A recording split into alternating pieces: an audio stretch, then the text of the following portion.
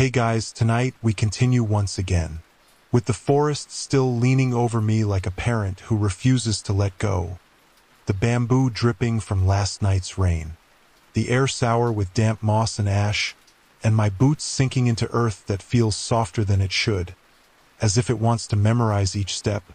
I keep walking because standing still here feels like volunteering for a role I have not rehearsed. The fox mask at my side tapping against my hip like an impatient metronome, reminding me that the story has not ended, only shifted into another verse. I murmur first joke to calm myself. If this is the sequel, I hope they upgraded the catering, and the wind slides through the leaves with the kind of sigh only critics manage.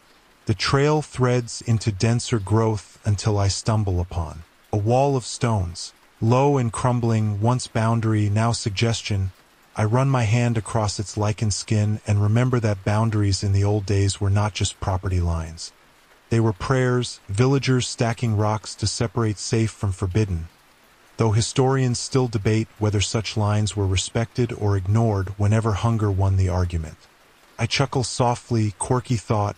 In some regions people hid lucky charms inside the walls, coins or small dolls, as if the stones needed company, and I find myself tapping one rock just in case a secret friend waits inside.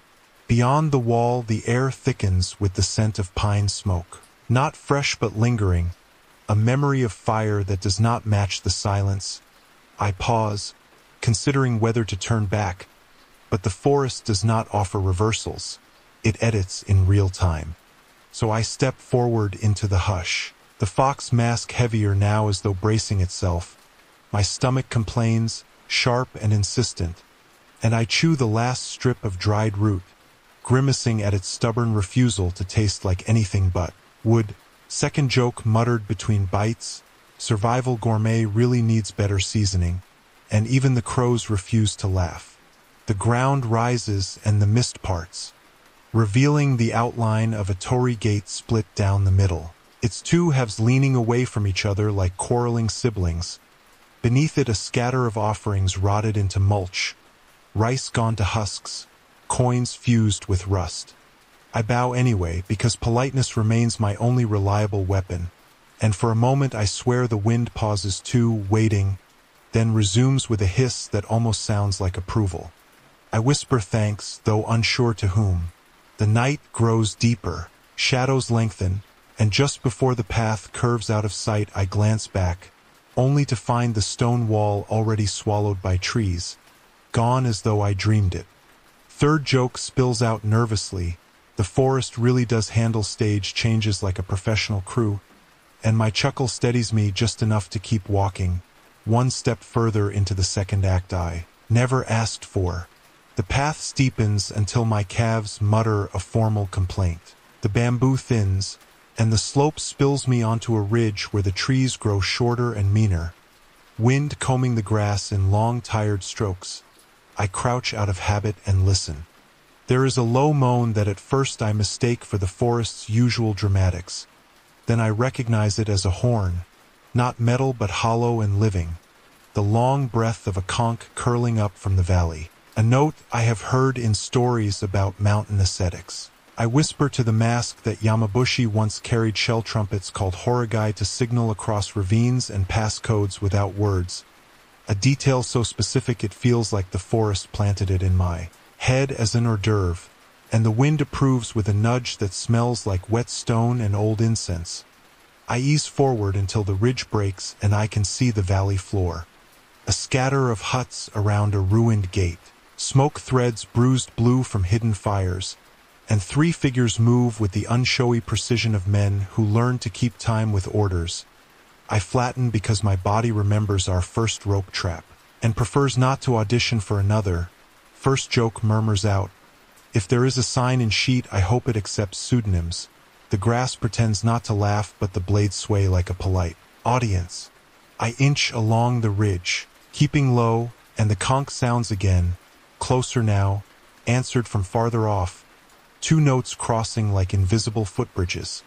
The men below wear short coats and carry spears. Their steps practical, not ceremonial, a shigaroo if I had to bet.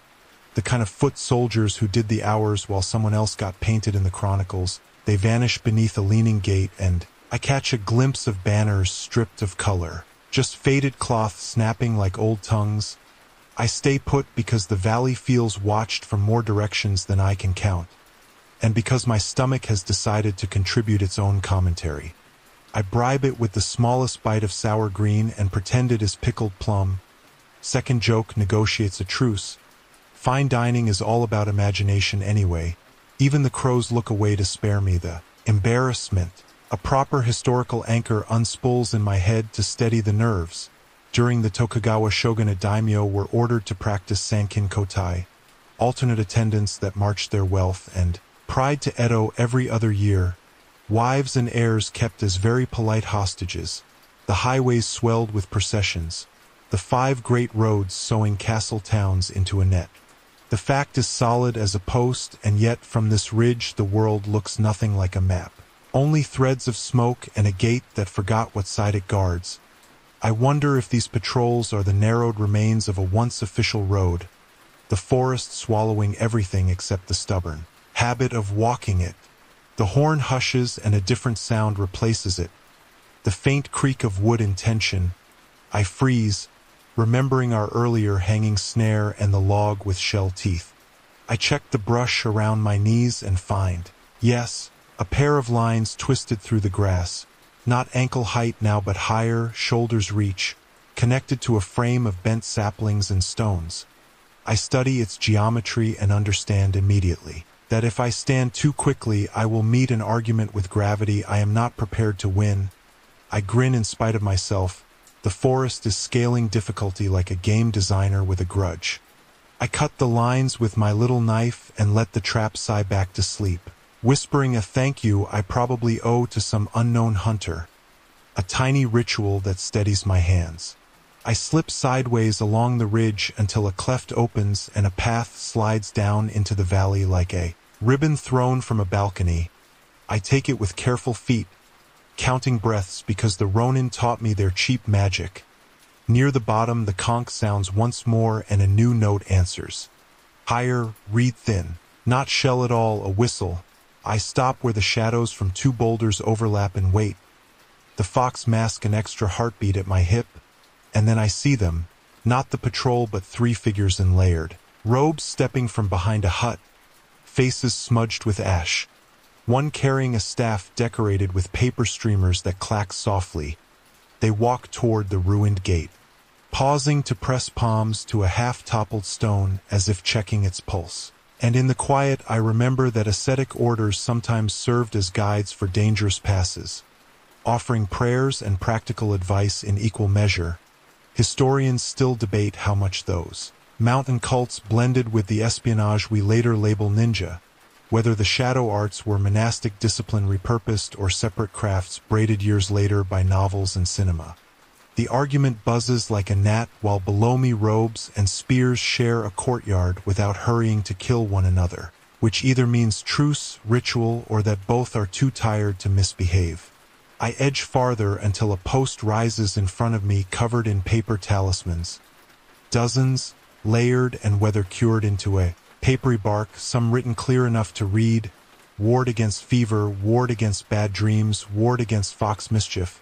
I put a hand over my own mask on reflex and mumble an apology to any paper that might be offended. A quirky memory surfaces that travelers sometimes pasted their name slips, Senjafuda, on gates and shrines as proof they were here and as a small wish that they might arrive again.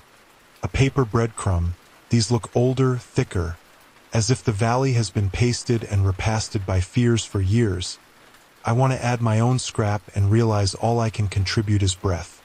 So I breathe like a signature no one will see. The wind swings around and brings me the smell I failed to name earlier. Not only smoke, something sweet underneath.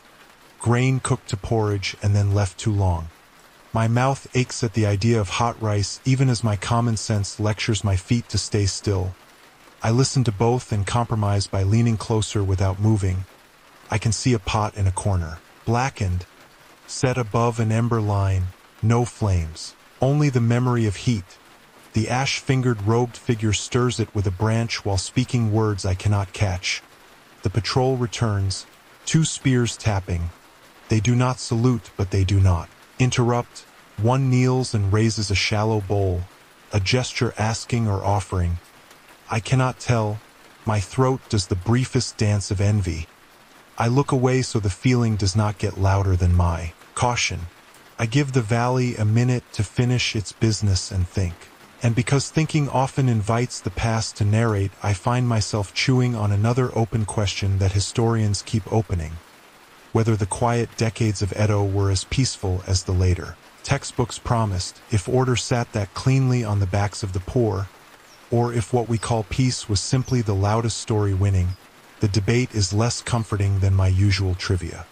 But it suits the valley, where cooperation looks fragile and negotiated breath by breath. A choreography more than a law. The sun goes, the color bleeds from the huts, and the wind climbs the ridge to remind me that standing still is its own kind of decision. I inch back until the talisman post no longer sniffs my sleeve, then follow the cleft up, choosing not to introduce myself to the people below who are obviously too busy introducing themselves to survival. Third joke travels with me like a candle in a pocket. If there is a networking event for Haunted Valleys, I will RSVP with profound regrets. Even the owls permit a small hoot at that one. At the top I pause where the grass flattens and watch. There is movement by the ruined gate, a small group carrying something on a litter toward the slope beyond.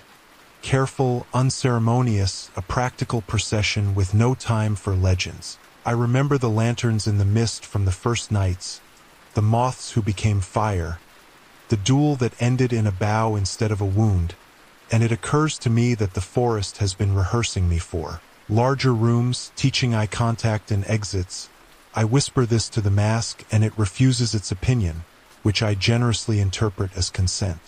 I turn inland, away from the valley, toward a black seam between 2 hills where the Horagai's last echo threads like smoke. My boots tap a tired rhythm. The ridge gives way to shelves of rock banded with mica that catch star residue, and in those glitter chips I think of other networks. Roads and passes and courier paths, of the way orders and rumors traveled in rice sacks and priest sleeves, of the way truth moved slower than stories and sometimes not at all. And because I am tired of mere thinking, I stop at a shelf that curves like a shallow bowl, scrape together a stingy fire, and let it tick into warmth while I ration the last of my water. For a moment I consider trying to signal with the fire the way the horns signaled. Then decide the forest has had enough of my experiments for one night.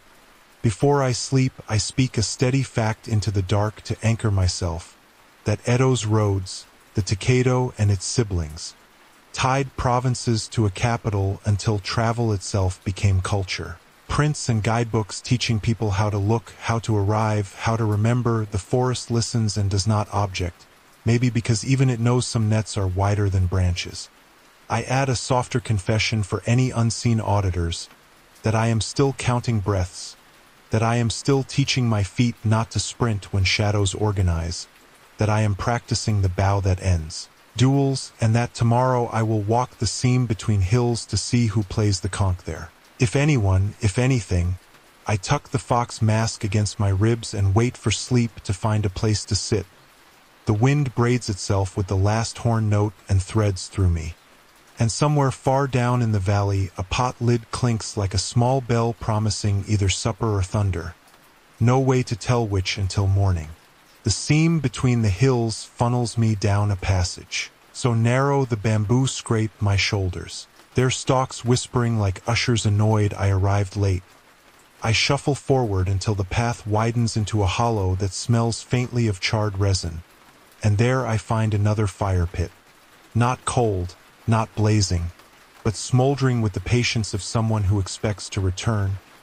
I crouch, poke the ash with a stick, and uncover fragments of rice still clinging to the bottom of a cracked pot. My stomach lurches with rude hope. First joke muttered. Nothing like 5-star leftovers from the forest's exclusive dining club, and the smoke curls as if unimpressed. I scan the hollow and notice marks carved into the surrounding rocks, not random scratches but kanji half eroded, phrases repeating, warnings or prayers.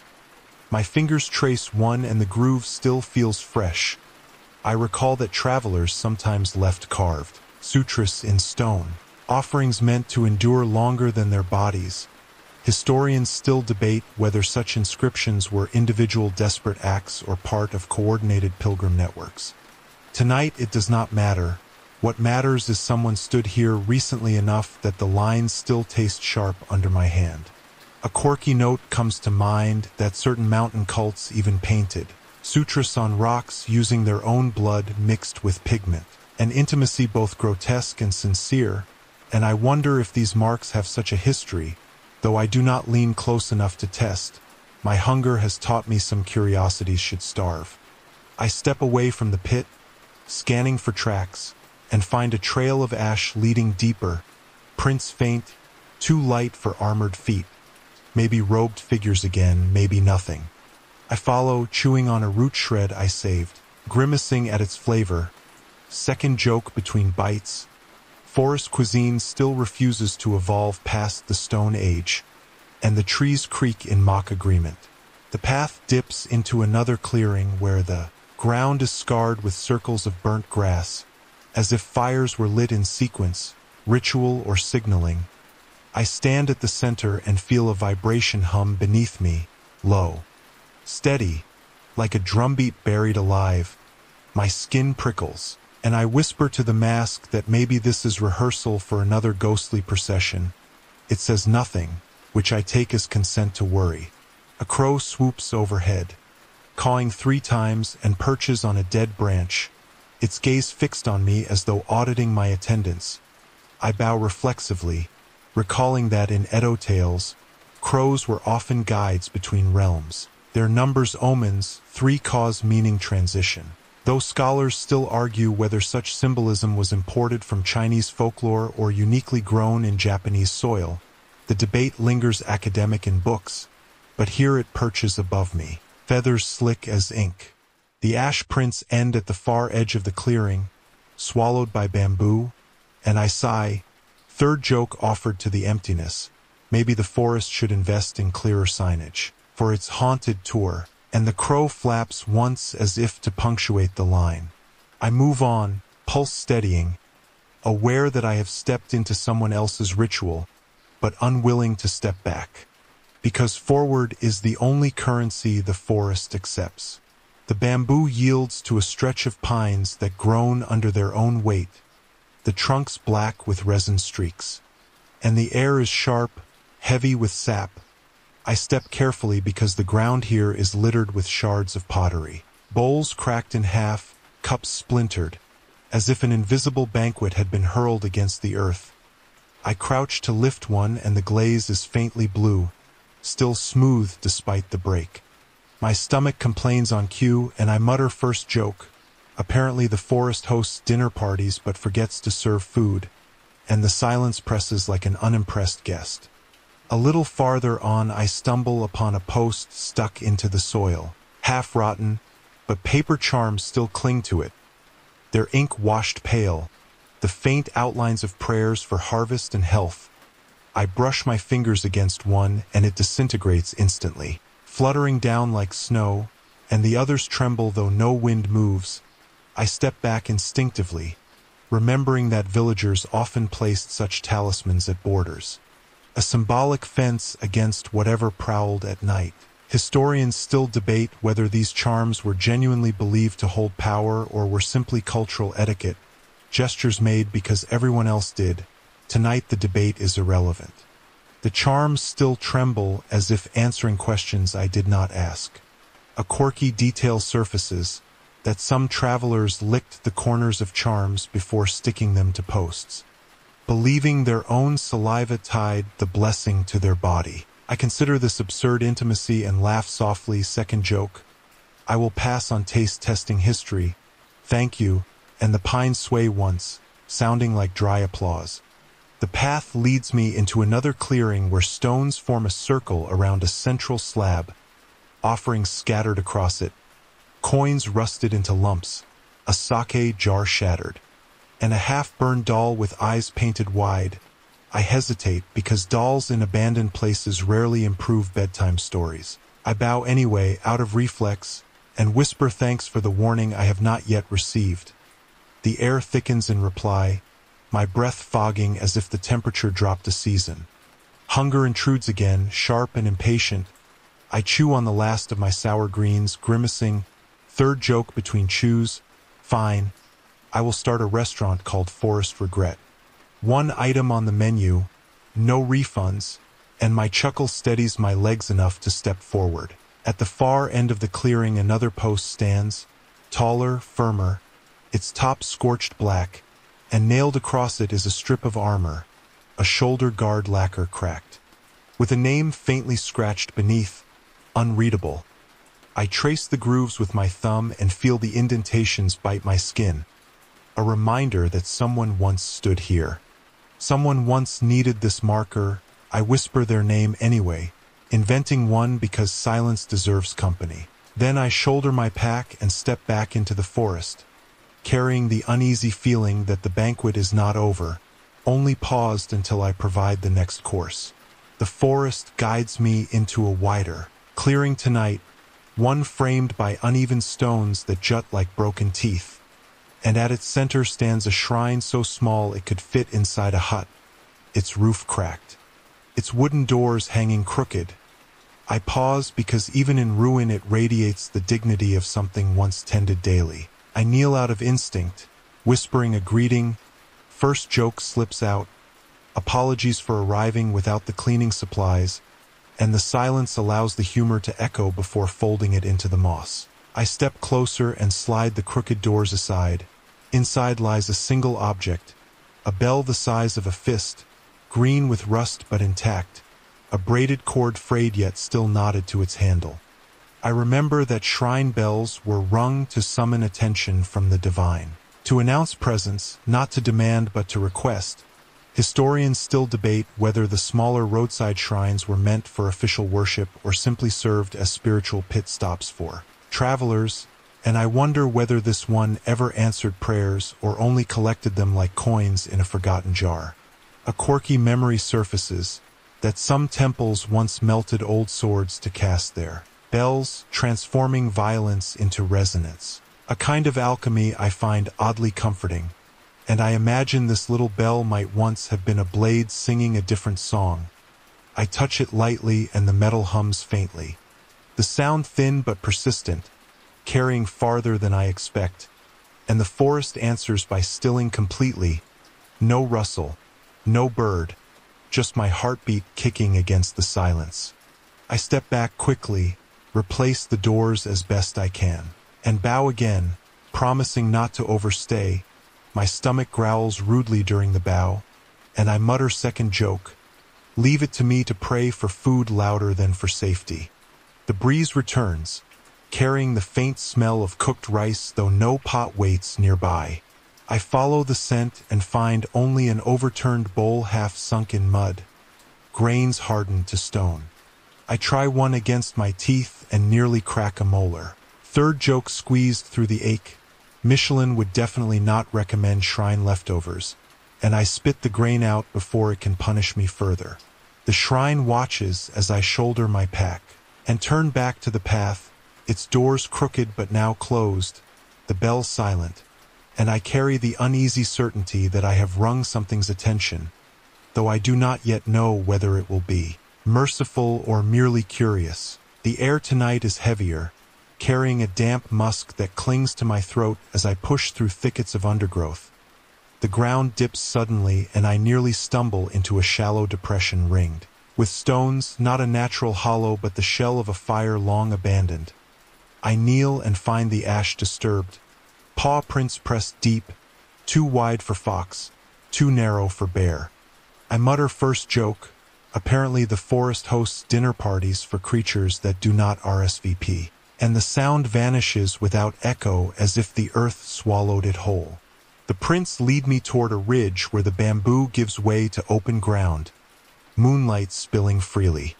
And there a man waits, seated on his heels beside a pole, armor stripped down to the essentials, a short blade across his knees, his posture exact, not relaxed but measured. I freeze, unsure if he is flesh or memory. He lifts his head and his eyes meet mine. Calm, almost kind, and he speaks softly, "You should not walk so loudly." I laugh under my breath, second joke.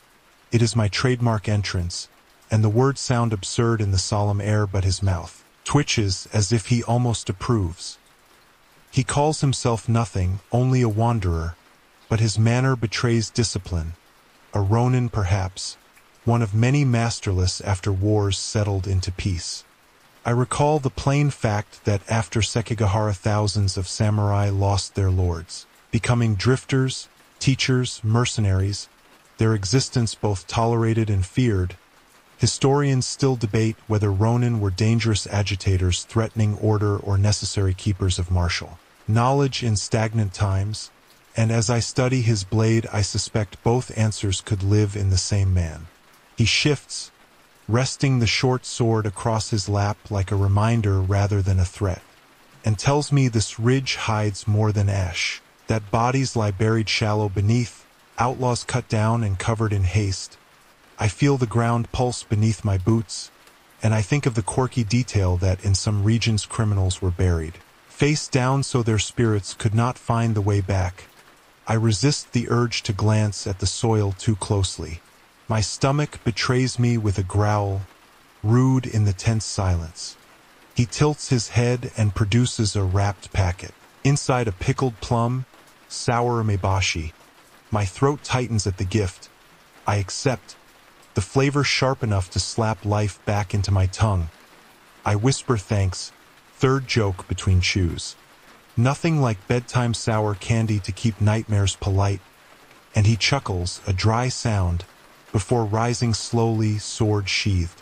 He tells me to keep moving, that the forest does not like guests who linger, and when I blink he is already stepping into the mist, dissolving without fanfare, leaving only the sour aftertaste and the certainty that the ground beneath me remembers more names than I will ever know. The forest feels restless tonight, the air sharp as though it has been holding its breath too long.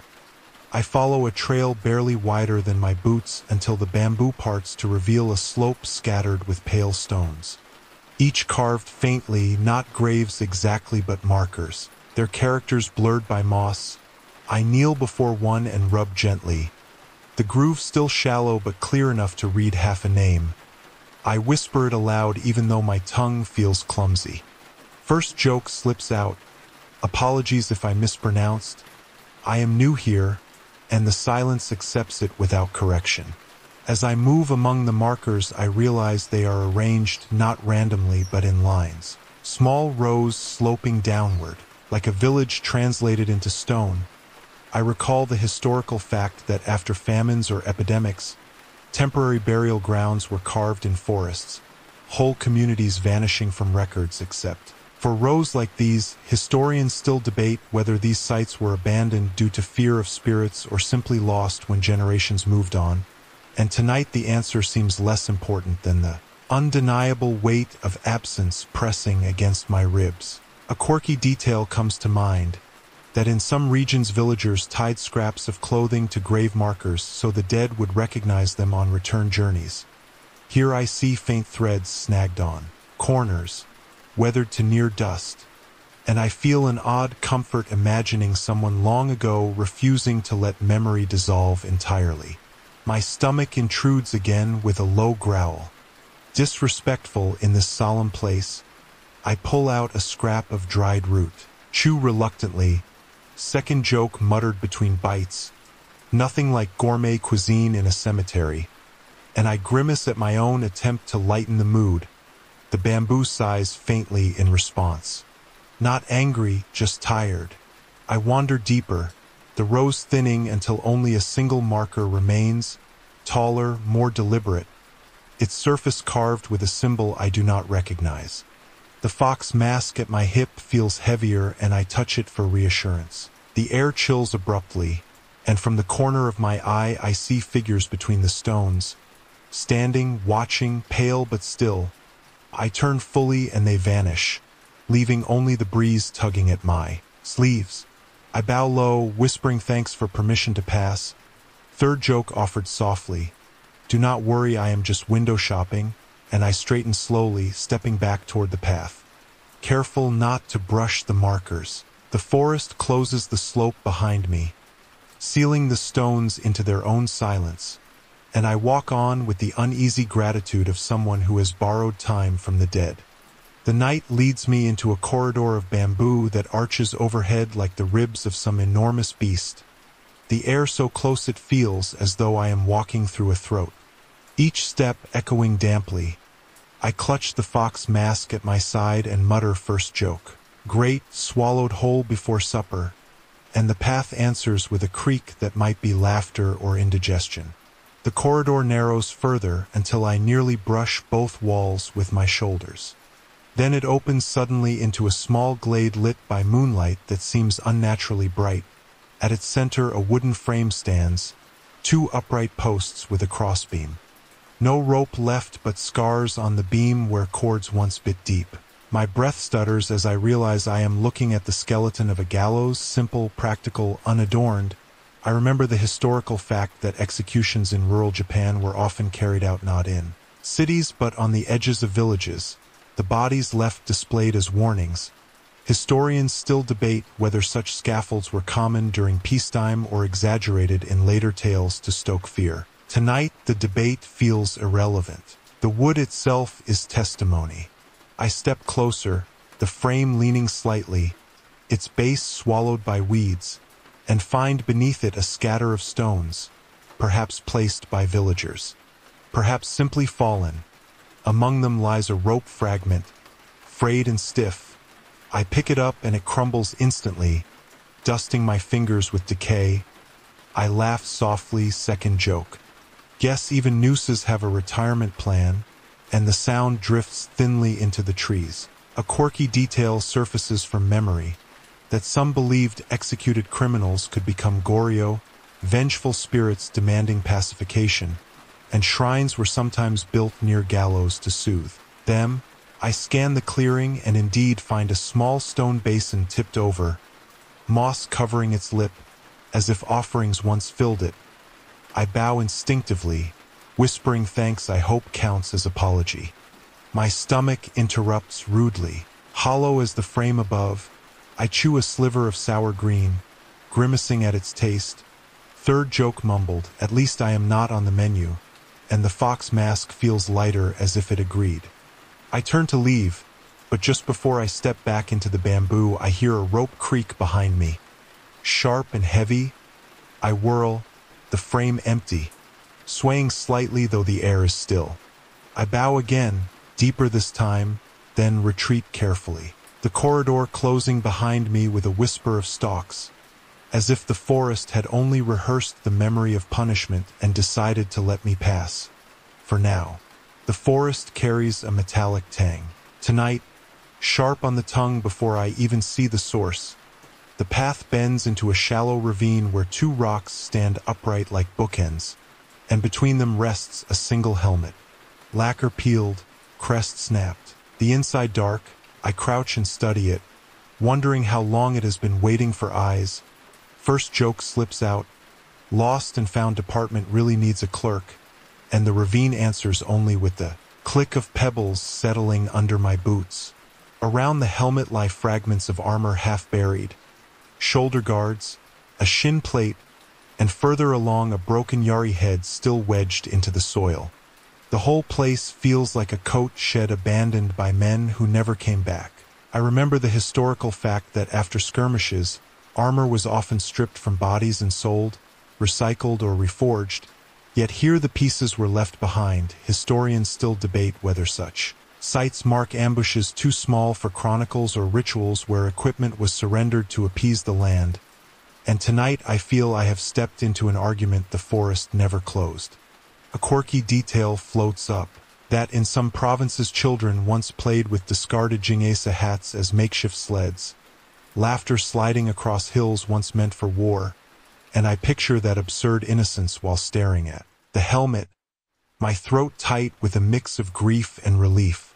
I step past the rocks, and the ravine narrows, forcing me sideways until I come upon a stream trickling weakly over stones.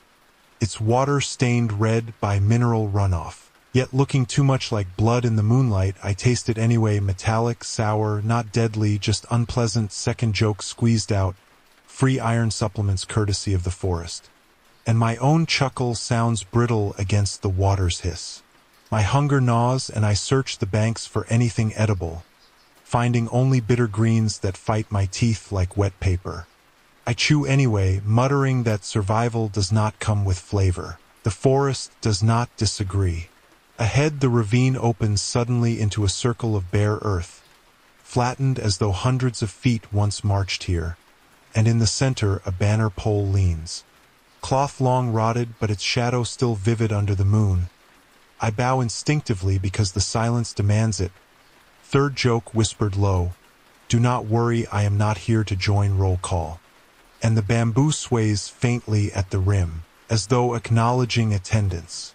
I step lightly across the bare earth, fox mask firm at my side, carrying the uneasy sense that battles forgotten by history are not forgotten by the ground, and that I am walking across someone else's muster still waiting to be dismissed.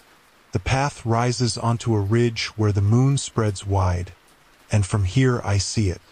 A field below scattered with the black ribs of roofs, houses collapsed into heaps, an entire village hollowed out. I descend slowly, boots crunching on tiles that snap like brittle shells, the silence oppressive, as if every wall still remembers the voices it once held. I step into what might have been a main street, beams charred, doors torn from hinges, bowls overturned in the dust, and my chest tightens. First joke whispered to steady my legs. Real estate here definitely needs better disclosure forms. The wind hisses between the broken rafters like disapproving laughter. I move through the wreckage and find a well at the center, its stones intact though the bucket is gone. I peer inside, water reflecting a slice of moon, and for a moment I swear a face looks back, pale and blurred, but when I blink it is only my own distortion. I remember the historical fact that, during famines, whole hamlets vanished, abandoned in haste, their wells left as markers of loss.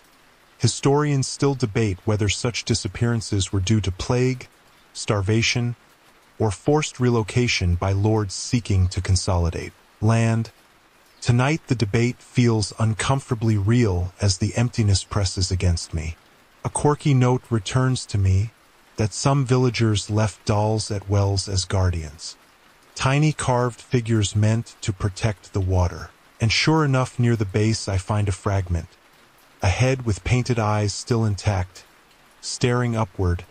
I bow instinctively and whisper thanks, because any guardian deserves respect. Even one left broken. My stomach growls rudely, echoing in the silence. I chew a strip of dried root, grimace at its wooden taste. Second joke forced through my teeth. Abandoned villages are not known for their room service, and the rafters groan as if unimpressed. I wander into a larger structure, perhaps once a meeting hall, its beams half collapsed. Inside the floor is littered with scroll fragments. Ink faded, too ruined to read. I gather one corner and see only a smudge of kanji, enough to tease meaning but not enough to save it. I sigh, bow, and replace it, thinking of how records vanish faster than memory, how paper is lighter than stone but heavier than silence. The moon dips lower, shadows stretching across the ruins, and I feel eyes watching though no one moves. Third joke whispered to the emptiness, "If anyone's still here, please do not charge rent." And the wind rattles a loose shutter as if to close the conversation. I leave the village slowly, each step respectful, the fox mask heavy at my hip, carrying the weight of lives erased from chronicles but still echoing in walls that refuse to fall quiet. The forest herds me onto a path that feels older than the ruins behind. Stones pressed deep into the ground like vertebrae, half sunk, slick with moss. I recognize it as an old road though no one Walks it now, I trace the grooves where cartwheels once wore their argument into the stone. First joke slips out, nice of the forest to keep the highway open with no traffic. And the cicadas click as though unimpressed. I walk slowly because the air is heavy with anticipation, and soon I hear it. A faint metallic rhythm ahead, clink and scrape, repeated like someone sharpening a blade with more patience than years. I approach until I see him, a figure crouched beside a flat rock, whetstone in hand, sword balanced across his knees, each motion deliberate, sparks faint in the dark. I stop, but he does not look up, as if he knows I am there and simply does not care. I remember the historical fact that swords were not sharpened daily but maintained with obsessive care, considered extensions of the body, and that sword polishers were craftsmen whose skill could elevate a weapon into art. Historians still debate whether warriors truly treasured their blades for utility or more as symbols of identity, and watching him tonight, I suspect both answers are correct. A quirky detail floats in my mind, that some samurai sprinkled ground whetstone powder into ink to sign documents, binding their sword's essence into their words. I glance at the sparks flying and imagine these could be sentences, escaping before they are written. My hunger interrupts rudely, my stomach growling loud enough that the figure finally glances up, his face shadowed beneath the helmet. Unreadable, he studies me for a long breath, then returns to sharpening. Second joke murmured softly, glad to see customer service is still sharpening its skills, and my voice sounds far too loud. He pauses once more, wipes the blade, and sets it carefully across the stone, then raises his eyes fully, meeting mine, and for a moment I feel weighed, measured, not judged but catalogued. He speaks low. A single word I do not catch, carried off by the wind. Then he stands and sheathes the sword with a motion so smooth it silences even the cicadas. I bow deeply, instinctively, and when I rise he is gone, dissolved into the mist like sparks cooling in water. Only the whetstone remains, warm to the touch, as if it has been working for hours. I set it back on the rock and bow again. Third joke whispered, good to know ghosts are at least punctual about maintenance, and I step back onto the mossy road, the fox mask heavier at my hip. The path ahead waiting like a sentence half-written. The mossy road curves downward until it dissolves into a marsh, reeds rising tall and pale, their stalks rattling like brittle bones when the breeze sighs. I tread carefully, boots sinking into wet earth that grips my ankles as though bargaining for a longer stay. First joke muttered to myself, congratulations, you have just won a free mud bath. And the marsh pretends not to laugh.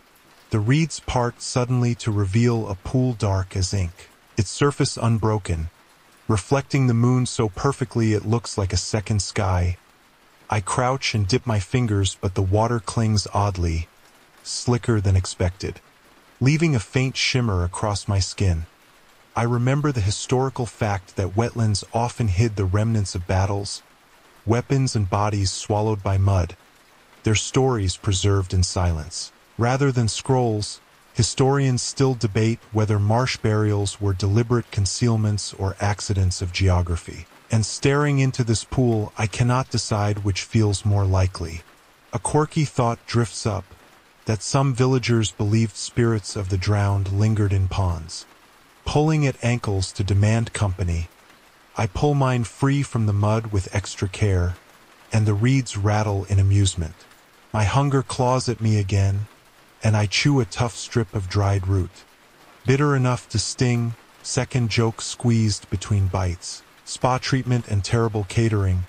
5 stars for ambience, 1 star for food, and I shake my head at myself. A ripple disturbs the surface, though no stone fell. And in the reflection I see pale figures standing behind me among the reeds. When I spin around there is nothing, only the stalks bending slightly. I clutch the fox mask at my hip, whisper thanks for the warning, and bow low toward the pool, the water settling again as if appeased. I edge along the rim until the marsh narrows back into firmer soil, pausing once to glance back, the moon still glimmering in that dark mirror. Third joke whispered softly, "I will take the road over the swimming lessons. Thanks." And the reeds rustle like polite applause. I step onto higher ground, boots squelching, and the marsh exhales behind me, content to let me go. For now, the forest pushes me into a rise where the trees thin into a circle, and as I step inside I hear it, the faint beat again, drums without drummers, low and steady like a heart practicing. For battle, I pause at the edge.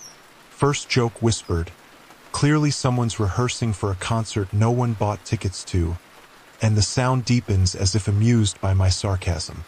The ground here is bare dirt packed smooth, wide enough to have hosted gatherings, and the drumbeat seems to leak up from the soil itself, each vibration rattling through my bones. I kneel and press a palm flat. The rhythm sharper under my skin, not random, almost patterned. I recall the historical fact that taiko drums once directed armies, signals for advance or retreat, their voices carrying farther than human shouts. Historians still debate whether accounts of drums shaking the ground were literal or poetic exaggeration. And kneeling here, I wonder if the poets had simply borrowed notes from the soil. A quirky thought bubbles up, that some villages used drums not for war but to scare away pests from crops. They're booming enough to convince birds the gods were angry, and I grin despite myself. Second joke, pest control through percussion, cheaper than hiring guards, and the air trembles faintly in response.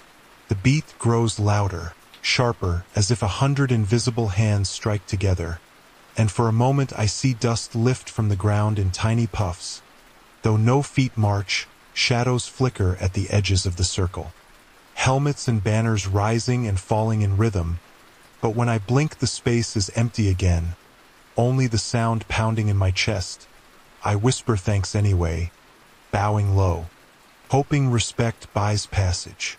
My stomach growls, crude counterpoint to the solemn rhythm. I dig out a sliver of dried root and chew, bitter as always. Third joke muttered through clenched teeth, forest symphonies do not serve intermissions. And I swallow hard as the drums soften, fading into silence. The circle still hums faintly beneath my feet, but the way forward clears, a narrow trail opening on the far side. I step onto it carefully, fox mask firm at my hip, carrying the echo of drums inside my ribs, the forest content for now to let the rhythm travel with me instead of keeping it. The trail dips into a grove where the trees knot tightly, their trunks bent like weary monks, and in the center rises a shrine half consumed by vines, its roof slanted, its wooden doors rotting but still upright.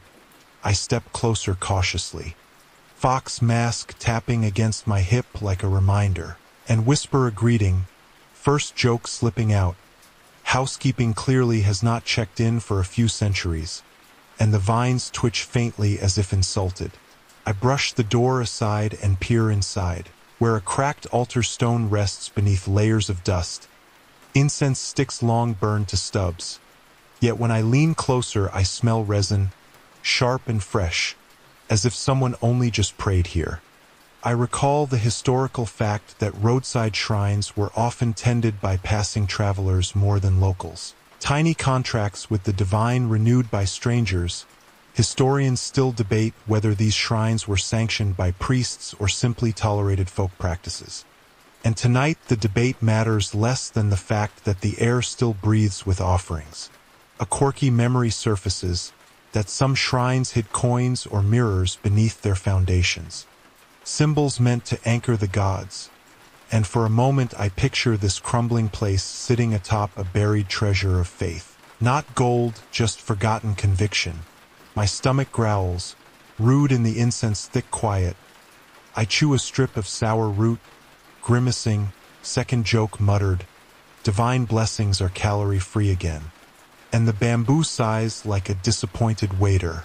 I kneel anyway, light a twig from my small fire and press it into the ash, watching smoke curl lazily upward. The vines shift as though breathing, and I bow low, whispering thanks to whatever remains awake here.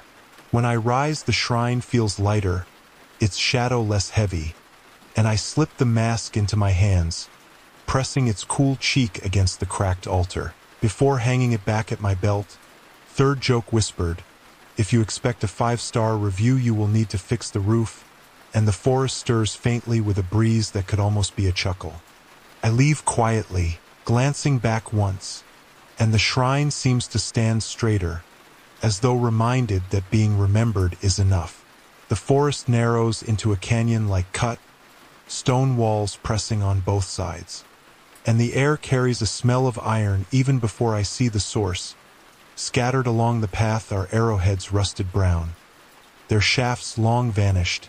I crouch to lift one and it flakes in my hand. First Joke muttered. Recycling clearly was not a thing back then, and the echo bounces between the stone walls like laughter too dry to belong to me. I move carefully, noticing gouges carved into the rock. Grooves from years of wheels or sledges dragged through.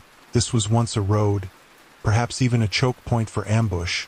I remember the historical fact that narrow passes often doubled as defensive strongholds in medieval Japan, controlling trade or troop movement with simple geography. Historians still debate whether such choke points shaped the outcomes of regional conflicts more than actual battlefield tactics. And standing here between these walls, I think strategy is just another word for patience. A quirky detail comes to me, that some daimyo ordered their men to plant pine or bamboo near passes not for beauty but for acoustics, amplifying the sound of marching feet to intimidate enemies. I pause to listen and the canyon obliges, carrying my heartbeat forward like a drum. Hunger presses again. Sharp and insistent, I gnaw on a bitter root and grimace. Second Joke whispered, "Battlefield rations really could use an upgrade," and the stone walls click faintly as if they agree. Further on I stumble into a widening of the path where stones are arranged in a semicircle, and within them a scorched patch still blackened, the remnants of a fire pit too deliberate to be random. I kneel beside it, bow my head, whispering thanks, imagining weary soldiers warming there, hands centuries ago, the ghosts of their breath still hanging in the cold. When I rise, the canyon narrows once more, funneling me toward a gap no wider than my shoulders. And as I squeeze through, I hear the clink of metal behind me, faint, rhythmic like armor brushing stone. I bow instinctively toward the sound, though I do not look back. Third Joke muttered, "I will just let the rear guard handle that." And the echo swallows my words as I emerge into the open night air, carrying the weight of unseen footsteps pacing behind.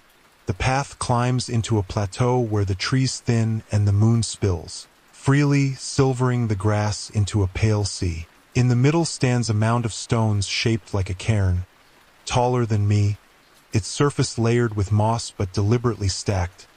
I approach slowly, fox mask heavy at my hip, and whisper a greeting. First Joke to ease the silence. Nice of the forest to leave me a giant paperweight, and the wind brushes past as though unimpressed. I circle the mound and see offerings, tucked into its cracks, coins dulled with rust, scraps of cloth long shredded, even the hilt of a broken tanto wedged between rocks. I remember the historical fact that such cairns often marked battlefield dead. Raised in haste when burial was impossible, historians still debate whether these were genuine memorials or simply practical markers, a way to remind travelers to tread carefully. Tonight the stones feel less like warning and more like witness. A quirky thought drifts in, that some villagers once added a stone each time they passed, believing the pile mirrored their own lives, rising piece by piece until memory outweighed absence. I stoop, pick up a smooth pebble, and place it gently, whispering thanks, and for a moment the cairn seems to exhale. My stomach growls into the hush.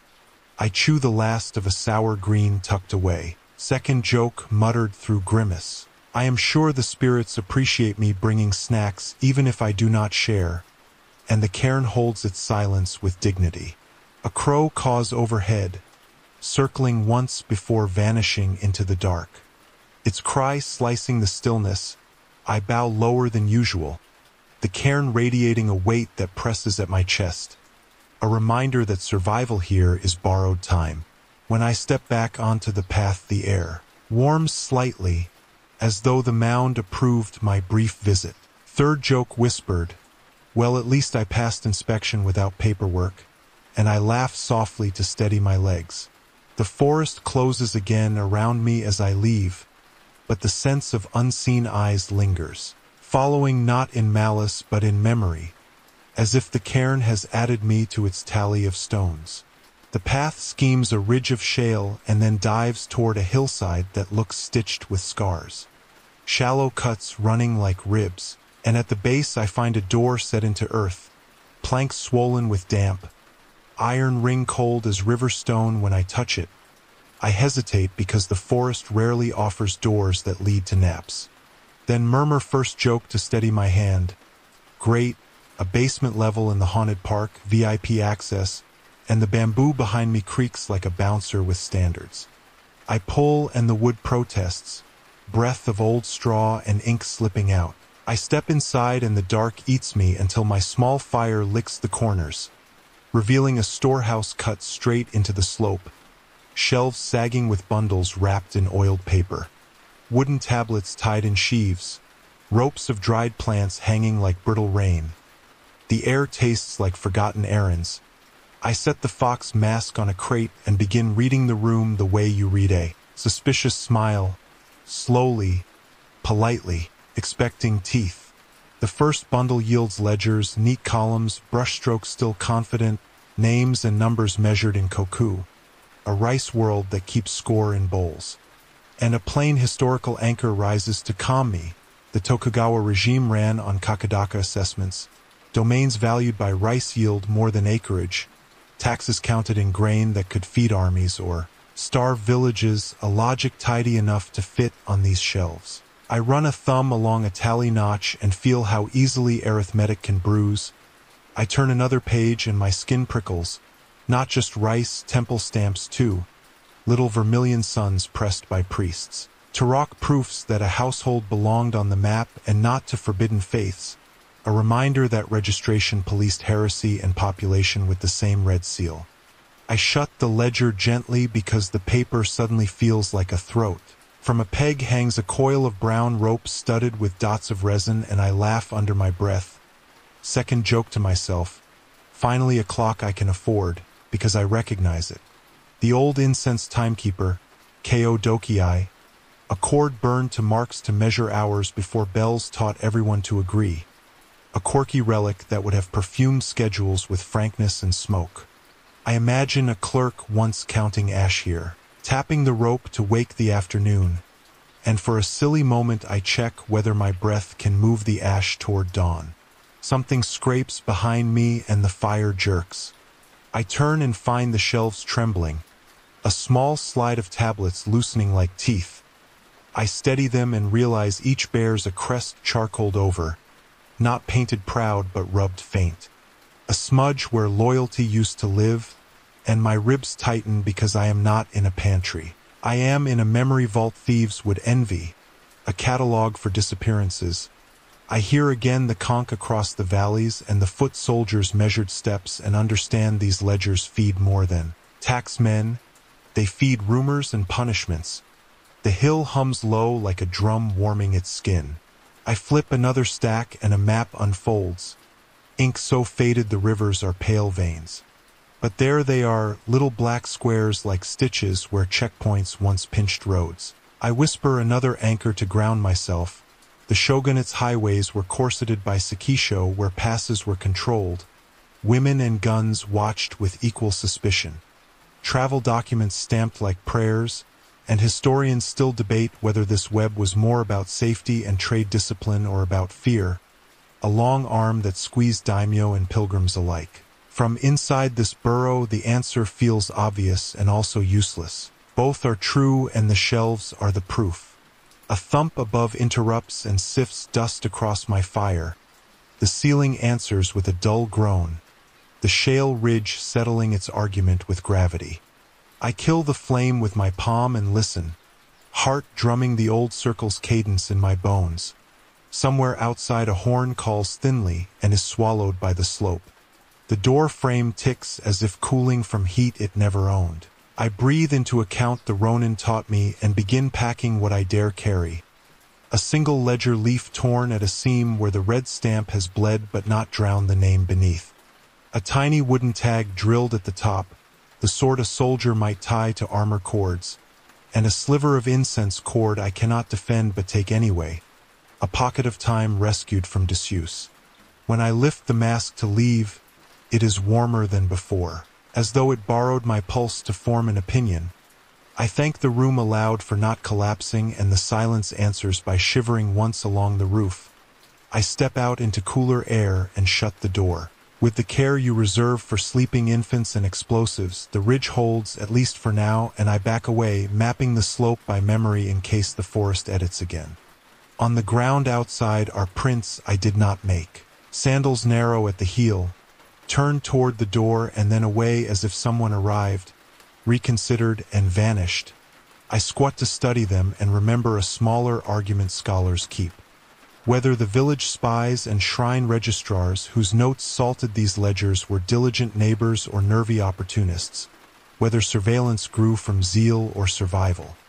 And like all tidy debates it frays at the edges when you picture a hungry clerk smelling ink and stew at the same time. My stomach seizes on that thought and complains with theatrical volume.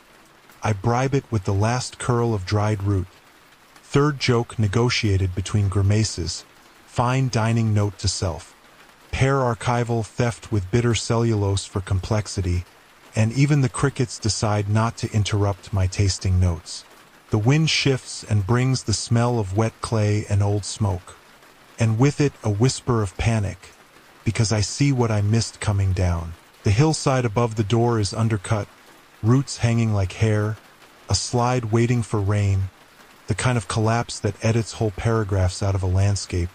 I step back further. Then further still, memorizing the tilt of each rock so that if I return after a storm I can read what is missing like a censored letter. And the forest, perhaps pleased with my caution, lets the ridge breathe without argument. I take a longer route around and the ground shakes once. Not an earthquake, just soil slumping somewhere I can't see. A sound I feel in the soles more than ears. And I am suddenly aware that secrets here are heavier than stone. And when they move, they do not warn. The trail ahead threads into a stand of hinoki, their bark soft under my fingers. And I pause to lace what I have learned to what I do not. Speaking softly to the dark the way you talk to a skittish horse, that rice tallies and temple seals explain why a village could vanish, that checkpoints explain why a rumor could grow fat on one side of a mountain and starve on the other, that incense clocks once measured hours without bells, and that this forest prefers to file its history in rooms where only the careful can breathe. The mask listens with its usual professional silence, and I decide to be grateful for colleagues who do not argue. The hill behind exhales once more and quiet settles. The kind of quiet that follows a meeting where nothing was resolved and everything got heavier. I set my compass to the seam of two faint stars and begin walking, firefly flickers stitching a timid path. I promise the ledgers I will remember at least one name, even the smudged one, because rescue sometimes starts as a mouth making a sound into uncooperative air. And if the rain comes and the door disappears, I will still have a sliver of time on a rope that burns, a joke in my pocket to barter for mercy, and a mask that reflects just enough moon to keep me from walking into my own corrections. The trail drops me into a hollow where water once ruled, the earth cupped like a dried bowl, cracked edges glinting with quartz.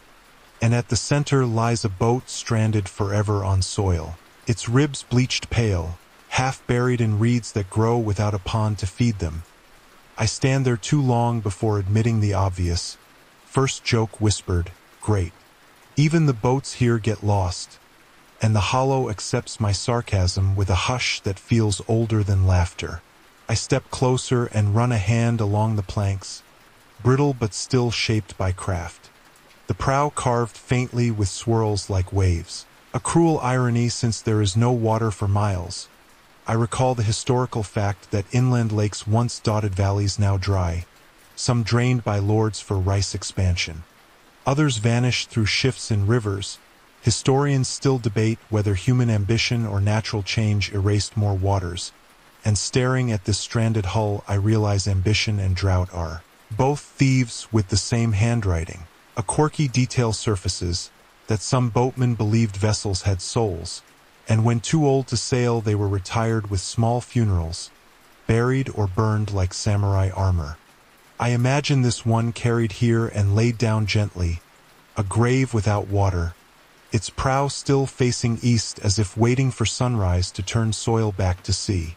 My stomach complains. An impatient passenger on this ghost ferry. I chew a shard of dried root and grimace. Second joke muttered. All aboard the starvation cruise, snacks not included, and the reeds rattle like an unimpressed audience. I climb into the hull and sit, the wood creaking faintly under my weight, the sensation strange, as though I am floating though I know the ground holds me steady. I close my eyes and hear faint lapping as if waves are mocking the absence. When I open them, the reeds are still and the hollow silent. Yet the mask at my hip feels damp, cool as though kissed by spray. I bow low toward the prow, whispering thanks for passage I have not earned, then step out, brushing dust from my hands. Third joke breathed softly, sorry captain, I will need to swim on credit, and the wind stirs once, lifting the reeds like oars before falling quiet again. I leave the hollow slowly, carrying the unease of someone who borrowed a seat in a vessel that still believes it sails, even without water. The forest bends me toward a slope where the trees grow wider apart, and at its crest stands a torii gate cracked and tilting, its paint long peeled to gray, yet still marking a boundary as clear as a scar. I step beneath slowly. First joke whispered, nice of the forest to install a front door this late in the game, and the breeze sighs through the beams like a tired doorman. Beyond lies a courtyard choked with weeds, stone lanterns toppled, their faces moss-blind, and at the far end a shrine collapsed into its own shadow, roof folded inward. I kneel anyway because ruins do not cancel reverence. I recall the historical fact that many shrines were left untended after domain reforms stripped villages of priests, their maintenance falling to locals who often lacked resources. Historians still debate whether this abandonment weakened faith or simply pushed it into household rituals. And here the silence feels like both loss and persistence at once. A quirky memory surfaces that in some shrines fox statues were dressed in red bibs as protectors. Their stone muzzles kept bright with offerings, and I glance around half expecting to see one, but find only shards of a paw broken near the steps. I bow instinctively, whispering thanks to the fragment because guardians deserve memory even when broken. Hunger nags again, and I chew a strip of sour root, grimacing. Second joke muttered. Divine catering continues to disappoint, and the weeds rattle faintly like dry applause. I light a tiny flame and set it before the fallen roof, the smoke curling upward in defiance, and the air shifts suddenly cooler, sharper, as if something unseen bowed in return. I close my eyes and whisper a promise to carry the name of this place even if I do not know it, and when I open them the flame gutters but does not die. As I turn to leave, the fox mask at my hip feels heavier, pulling slightly toward the shattered paw as though acknowledging kin. I bow once more, deeper. Third joke murmured, I will leave a 5-star review if you rebuild before my next visit. And the breeze stirs again, almost amused. I step back beneath the torii, the courtyard fading behind me into shadow, and carry onward with the weight of broken guardians walking silently at my side. The night smells of wet clay and singed pine before I see the glow. A low orange seems stitched along the ridge like a wound that learned calligraphy. I follow because endings tend to announce themselves in bad handwriting. The fox mask taps my hip with an anxious metronome, and I tell it gently that I am listening, first joke whispered to cut the static. If this is the grand finale, I hope the forest remembered fire safety, and the bamboo answers with a single dry creak that translates to no refunds. I crest the ridge and the valley opens like a book I have been avoiding, huts below smeared with shadow, the ruined gate a black rib, and across the packed earth figures move with a resolve that is almost polite. Ash-smeared robes from the hermits, spear carriers from the patrol. A line of villagers I never knew were still here, all converging on the old banner pole, not to fight but to dismantle, hands passing rope, knives flicking, a choreography for unbuilding. And the air tastes like decision. I crouch among rocks as the orange seam brightens and realize it is not the huts. Not yet. It is the hillside storehouse I found. The door I closed with the care of a man pocketing a dream. Smoldering at the edges where roots hang like hair, smoke rolling out in thoughtful breaths. And for a moment I believe the ground might change its mind and keep its secrets. Then the slope gives a careful sigh and the face of the hill folds on itself. Ledgers, seals, incense cord, all sliding inward with the dignity of a bow before burial. A soft thunder as the archive becomes soil again. I taste ash and wet paper and something like regret. And the conch horn sounds once, not as signal but as prayer. I scramble down because grief moves feet faster than caution, stopping at the talisman post scaled with pasted wishes. The paper bark shivering in heat, and beyond it hands move faster. The patrol pries stones from the ruined gate to build a low wall west of the square. The robed figures paint lines of ash in front of doorways, murmuring syllables I cannot catch. And old women carry bowls from house to house as if the village is alive because it has decided to be, not because it is. A man in a ragged jing-issa counts quietly, head tilted as if listening for instructions from a place with better reception. I want to call out and offer help, but my body remembers the rules. Be audience first, then student, never director. So I edge to the shadow of a boulder and watch the story unveil at its own pace. The first tongue of fire licks across the ridge path where the shelves vanished, a bright, efficient strip that runs like a courier down a map I no longer own. It jumps root to root and arrives at the cairn's direction, splitting at the wind's command. And in that instant the fox mask drags at my belt as if insisting left, not right. So I obey and slide toward the old road's vertebrae. Stones slick, breath counted into obedience, thunder muttering inside the hill like a judge clearing his throat. And the flames find the talisman post, sucking ink from prayers as if drinking years. Sparks lift and the air crackles with small dissolutions, names and wards turning to weather. I cover my mouth with my sleeve and stumble onto the mossed road just as the fire lines meet and argue. One racing toward the semicircle of stones where soldiers once warmed their hands. Another clawing over the collapsed shrine where I rang a fist-sized bell. And the third, greedy, clever, rolling along the dry grass toward the valley floor. Below, the assembly does not scatter, it shifts, like a formation drilled by necessity. The ash-robed leader raises his streamered staff and the patrolmen set spears to the ground not to fight but to lever beams, roofs yanked down before sparks can claim them. I remember a plain historical fact to steady my hands, that in crowded Edo towns when fire came the people pulled whole quarters apart on purpose to starve flames. Fire breaks created with ropes and neighbors, and I find myself nodding at the recognition, the technique older than my fear, and still my spine stings because we are late. Because the hill took minutes no one could spare. A child darts from a doorway carrying a doll, and my chest forgets itself. I lunge without planning, boots sliding, and stop only because a woman steps out and catches the child in one hand and my wrist with the other, her grip ironed by famine and faith. She gives me a look that says both thank you and do not be stupid, then releases us both to return to her appointed task, and I step back like a dismissed extra while the real cast improvises. Survival.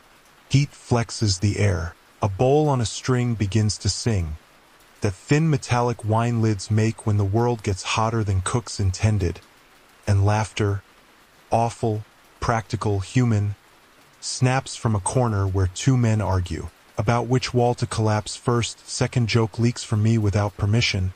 I would leave a review, but I am busy disassembling the restaurant, and the older man barks a laugh that becomes a cough, waves me over, shoves a rope into my palm, points to a beam that wants to fall west, not east. We pull and the beam obeys with a thud that makes room where fire cannot cross. And for a moment the forest and I are colleagues, not rivals. Sparks migrate anyway, because sparks are taxes and gravity in partnership. And the shrine's vine-choked doors catch, the resin that smelled fresh the other night blooming, into hot breath. I sprint there because debts need paying and I owe this abandoned altar a kindness. I jam my shoulder against the warped wood, rip it wide, and there sits the little green bell with its frayed braid. I grab it barehanded and the heat kisses my palm hard enough to write a letter. I throw the bell into the dust and kick vines away. A ridiculous dance that earns me a face full of soot and a single bright mercy. The fire chooses the door lintel and not the heart, and the altar breathes smoke without surrendering. The horn sounds again, thinner, more tired, answered by a shout I finally recognize as numbers, not names, someone counting walls, someone else counting heads, and the patrol leader lifts his spear and points past the banner pole to the black seam of the marsh. And half the crowd moves that way, buckets blooming along a chain like sudden fruit. I remember another fact, the organized bucket brigades of Edo, hikesher who wore bravado like armor and met fire with ladders and hooks, and I think of how historians still debate whether those brigades protected neighborhoods or guild reputations first, whether spectacle sometimes outran safety, and I laugh too sharply at the thought because tonight reputation has no audience. Only breath, and breath is bargaining with smoke. The wind shifts wicked and tosses embers toward the gallows frame I found days back. The old beam sighs and a rope that should not exist creaks once. A theater cue meant for someone else. And I hear in that sound a threat the valley does not need. So I run crooked to the frame and push until the posts groan sideways. The crossbeam wriggles from its mortise like a stubborn tooth. I shove again, the fox mask slapping my ribs like a drum. And the frame tips, falls, thumps into weeds. One less perch for sparks to audition upon. I bow a breath to the unseen watchers and tell them we are rewriting the prop list. Quietly, graciously, as if asking a favor from an ex. The first hut catches anyway, a corner flare, a shrug of fire briefly triumphant before the bucket chain slaps it down. Steam blossoms like white flags and my lungs cheer, then complain, then cheer again. My tongue tastes like old coins and pine pitch. The mask grows hot and I shift it to the shade of my jacket, apologizing for the sauna. Third joke croaks out. I promise a spa day after the apocalypse, and the staff-bearing hermit gives me a glance so dry I almost smile through the grime. Time does the thing it does in trouble. It both stutters and sprints, and soon the orange seam is a bruised smear. The ridge a darker silhouette against the sulking sky. Flames mostly out where people decided they would be out. Smolders left to scold the dirt in private. The cairn stands unbothered. The shrine smokes but refuses to burn. The wells reflect a shivering moon, and the storehouse, my poor careful door, is now an innocent slope that never knew letters. The archive erased with the efficiency of a well-trained clerk. I feel the absence like a pulled tooth, tongue prodding the void because it cannot help itself. The valley exhales as if after a long recital. The staff sinks from the hermit's hand and his shoulders sag their years back on. The patrolmen sit where they stand, spears across laps like tired dogs.